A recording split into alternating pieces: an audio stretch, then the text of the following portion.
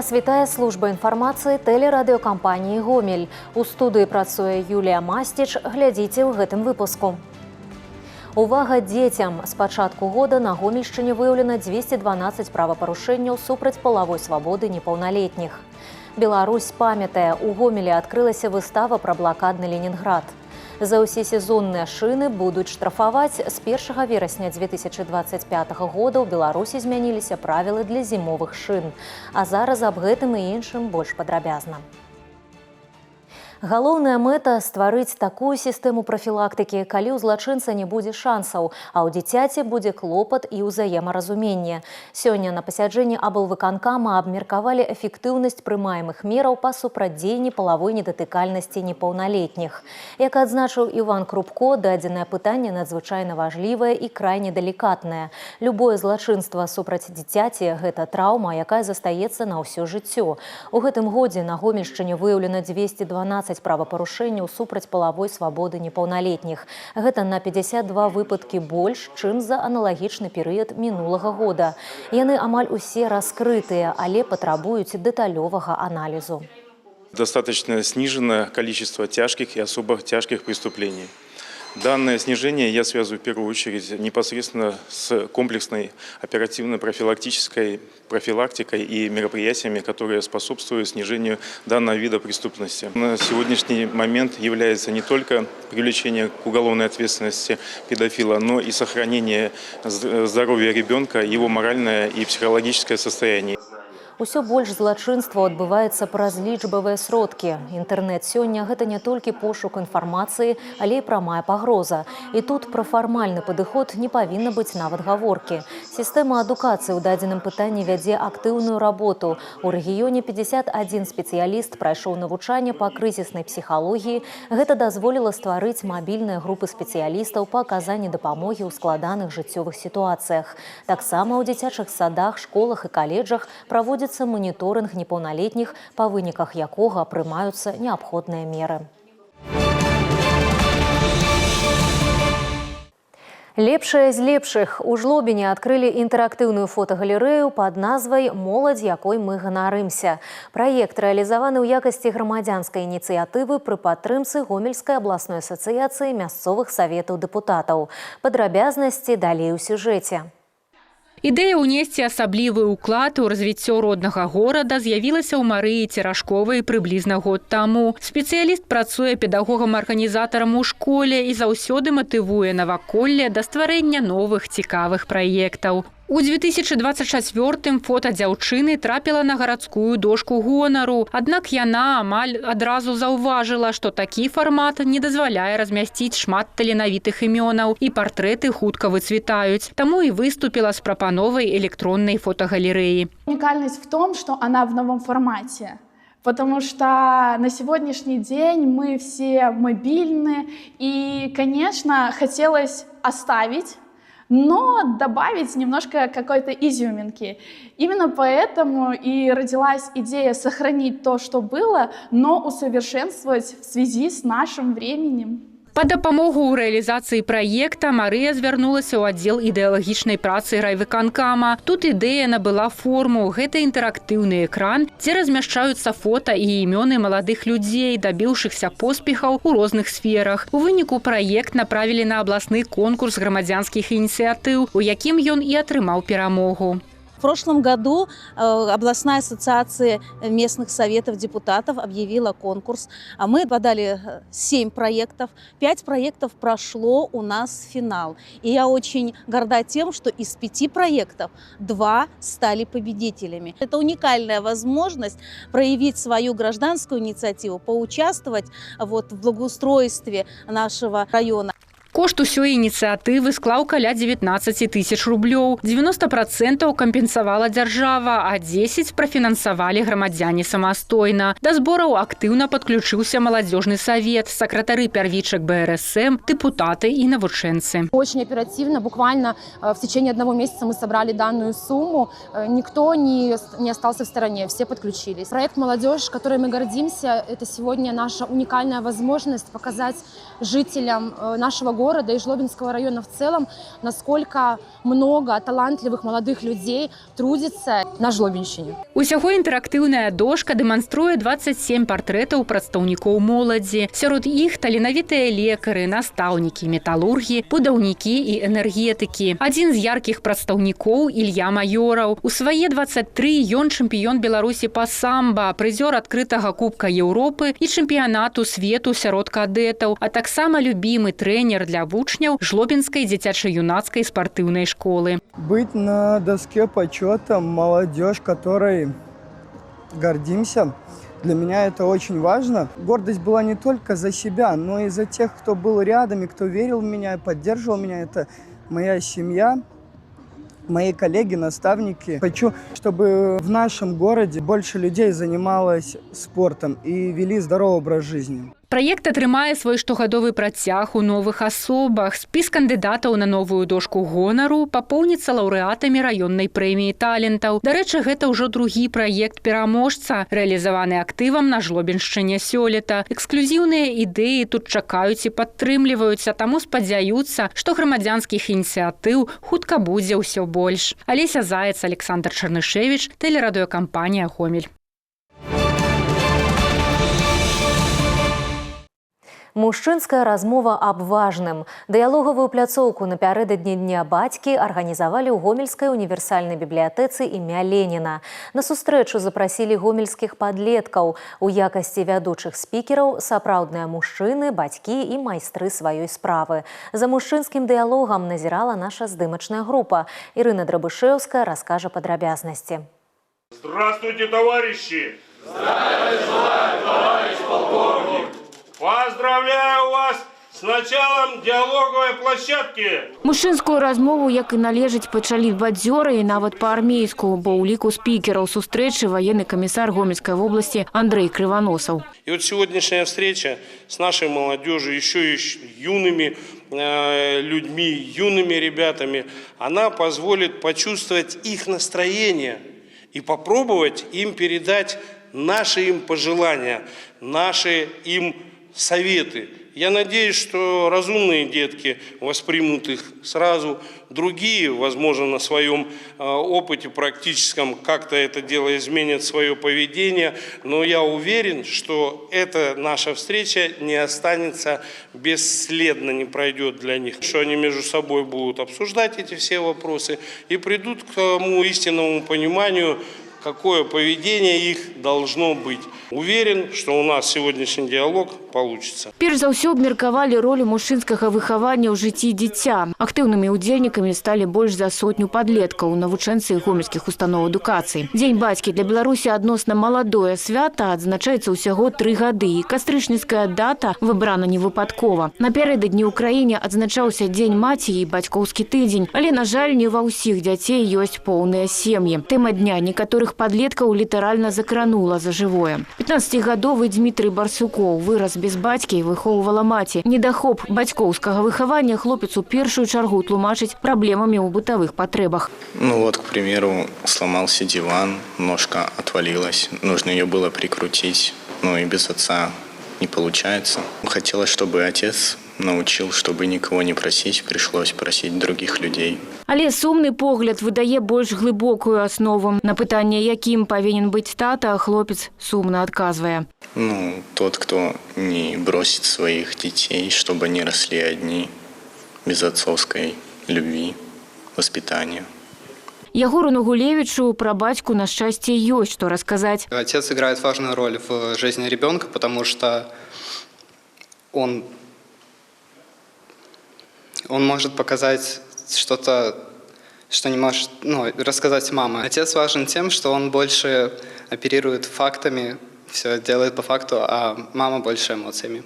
Я могу поблагодарить своего отца за то, что он сильный, храбрый и, в первую очередь, понимающий. На дыялогавай пляцоўцы ўжо ад вядучых спікераў сустрэчы сапраўдных мужчын, бацькоў і майстроў сваёй справы было шмат іншых жыццёвых гісторый, павучальных і смешных, але галоўнае карысных, бо ўсё галоўнае ў жыцці пачынаецца з якаснага дыялогу. Ірына Драбышэўская, Валерий Гапанько, тэлерадыёкампанія «Гомель». У рамках тыдня бацькоўскай любові ў сярэдняй школе нумар 14 горада Мазыра больш за 20 сем'яў прынялі ўдзел у пасадцы першай сямейнай алеі бацькоўскай любові «Бэзавы край». Актыўных і неабыякавых сем'яў вельмі шмат. Прычым у акцыі прынялі ўдзел сем'і поўным складам і з любімымі школьнікамі, і з дашкалятамі, і нават з малымі ў калясках. Адной з самых юных удзельніц сямейнага мерапрыемства усяго 10 месяцаў. Маленькая Іванна покуль только назирала за старейшим братом и батьками. Мы вообще очень активные, дома не сидим, катаемся, гуляем, ездим. Мы вообще считаем, что сидеть дома может каждый. А вот куда-нибудь взять с утра, встать и захотеть поехать куда-нибудь может не каждый. Они сплачивают семью, коллектив, школу. Это очень полезно. Много различных мероприятий устраивает школа, сплачивает семью, сплачивает команду. Это очень здорово. И общественная жизнь школы – это такой хороший вклад. Ужо наступнай вясной алея бацькоўскай любові стане сапраўдным квітнеючым бэзавым краем побач са школай, а яшчэ сімвалам агульнага клопату аб будучыні і добрых сямейных традыцый. Усе сезонныя шыны зараз не падыходзяць. З 1 верасня 2025 года ў Беларусі змяніліся правілы для зімовых шын, абавязковых для выкарыстання з 1 снежня па 1 сакавіка. Усе сезонныя шыны з маркіроўкай All Seasons больш не лічацца прыдатнымі для зімовага перыяду. Зімовыя шыны павінны мець маркіроўку з выявай горнай вяршыні з 3 пікамі і сняжынкай у сярэдзіне, а таксама пры неабходнасці знакі M+S, M&S ці MS. Патрабаванне распаўсюджваецца на ўсе сезонныя шыны пры выкарыстанні іх узімку. Пры гэтым мінімальная глыбіня пратэктара павінна складаць 4 мм. За парушэнне правілаў прадугледжаны штрафы да 5 базавых велічыняў. У Гомельскім абласным аб'яднанні прафсаюзаў адкрылася выстава «Блакада. Карткі. Беларусь памятае». Яна прысвечана 80-годдзю перамогі ў Вялікай айчыннай вайне. Выстава арганізавана мясцовым дабрачынным фондам імя Аляксея Талая. У экспазіцыі прадстаўлены харчовыя карткі, пасведчанні, дакументы і фатаграфіі блакаднага Ленінграда, прадметы, якія адлюстроўваюць паўсядзённае жыццё і духоўную падтрымку жыхароў абложанага горада. Асаблівае месца занялі кнігі, выдадзеныя у Ленинграде в период блокады. Показана вся та трагедия, листы, фотографии, подвиг людей, которые были в годы Великой Отечественной войны во время блокады Ленинграда. Также показана медаль за освобождение блокады Ленинграда и те архивные материалы, которые сейчас показываются людям для того, чтобы эта память жила и была в сердцах других поколений. У тым ліку творы Вольгі Бергольц і Михаила Дудзіна. Экспанаты прадастаўлены з калекцыі расійскага калекцыянера Аляксея Семянцова і сістэматызаваны спецыялістамі Свярдлоўскай абласной навуковай бібліятэкі імя Бялінскага. Это пример для нас, сегодня живущих, что и мы, как они, должны найти в себе силы, стойкость, мужество, преодолеть все жизненные хитросплетения и выйти из боя, в кавычках и без, победителями. У рамках адкрыцця прэзентавалі каталог «Ленінград. Карткі». Ён выдадзены па ініцыятыве дабрачыннага фонду імя Аляксея Талая. Кожны жадаючы можа наведаць выставу да 31 кастрычніка. Гэтыя і іншыя навіны вы можаце знайсці ў нашым тэлеграм-канале, а таксама на сайце ў інтэрнэце па адрасе tvr.gomel.by. На гэтым выпуск завершаны. У студыі для вас працавала Юлія Масціч. Усяго добрага і да сустрэчы ў эфіры.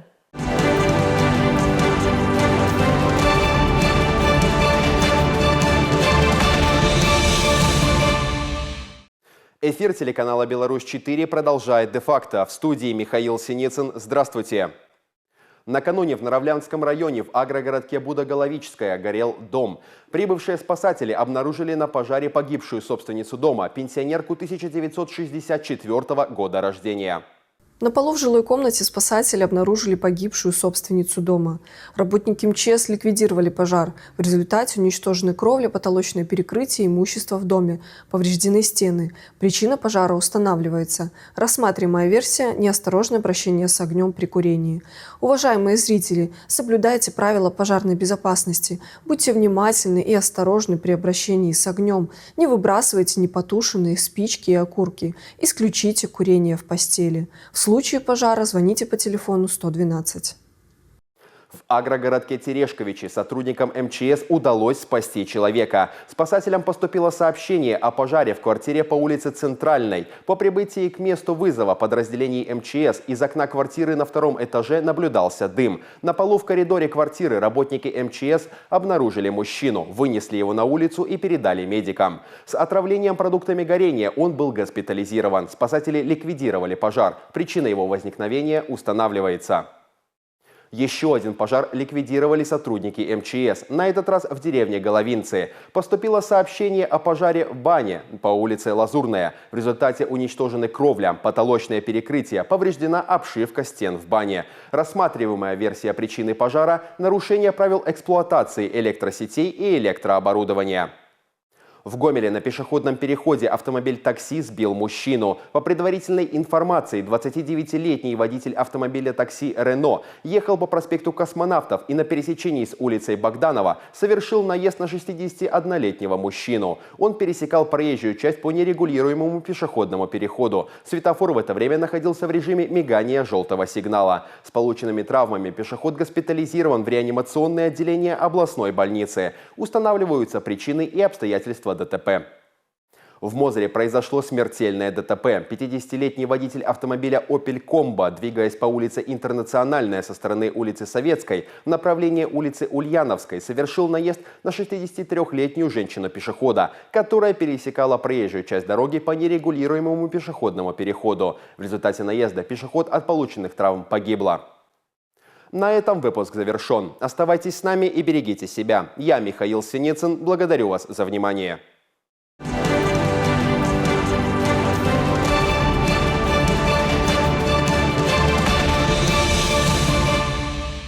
Российский нападающий Денис Еркин пополнил состав Гомеля. Контракт с игроком подписан до конца текущего сезона. 27-летний центрофорвард, воспитанник Тюменской школы хоккея. Текущий сезон начинал в Бресте, где провел 10 матчей. Ранее на протяжении 2 сезонов защищал цвета солигорского «Шахтера». По итогам сезона 23-24 года стал бронзовым призером чемпионата, а также вторым бомбардиром и одним из лучших ассистентов экстралиги. На протяжении 5 сезонов Еркин выступал в ВХЛ. Также имеет опыт выступления в КХЛ.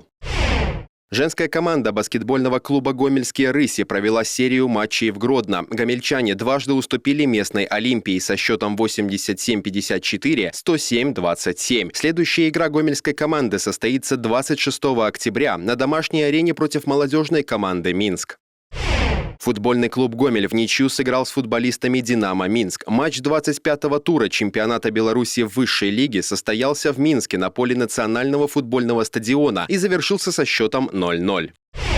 В Париже завершился отборочный турнир на чемпионат мира по карате 2025 года, который в конце ноября примет столица Египта Каир. В последний день турнира обладателем путевки на планетарный форум стал наш Иван Кудинов, выступающий в весовой категории свыше 84 килограммов. На групповом этапе белорус победил представителей Грузии, Макао и китайского Тайбэя, а в решающем поединке одолел черногорца Неманью Йововича. Белоруска Анастасия Салас объявила о завершении карьеры на 21-м международном турнире по художественной гимнастике на призы олимпийской чемпионки Марины Лобач в Минске. В заключительный день соревнований чемпионка многоборья Салас одержала победы в упражнениях с обручем, мечом и булавами. Золото в программе с лентой завоевала Алина Горнасько. По окончании турнира Анастасия попрощалась с большим спортом. За свою карьеру одна из лидеров нашей национальной команды трижды становилась медалисткой чемпионатов мира и 5 раз поднималась на подиум чемпионатов Европы. Также в активе 24-летней гимнастки более десятка призовых мест на этапах Кубка мира и бронза Универсиады 2025 года. Сборная Беларуси по мини-футболу одержала вторую победу над командой Китая в товарищеском матче в Минске со счетом 3-0. Вторая встреча получилась для белорусов гораздо более сложной, чем первая. Хозяева много атаковали, но смогли открыть счет только в самом конце первого тайма, когда отличился Павел Роговик. После перерыва белорусы продолжали доминировать. Артем Зуенок и Сергей Крыкун еще дважды поразили ворота гостей. Напомню, в первом матче подопечные Александра Черника выиграли у команды Китая с разгромным результатом 11-0.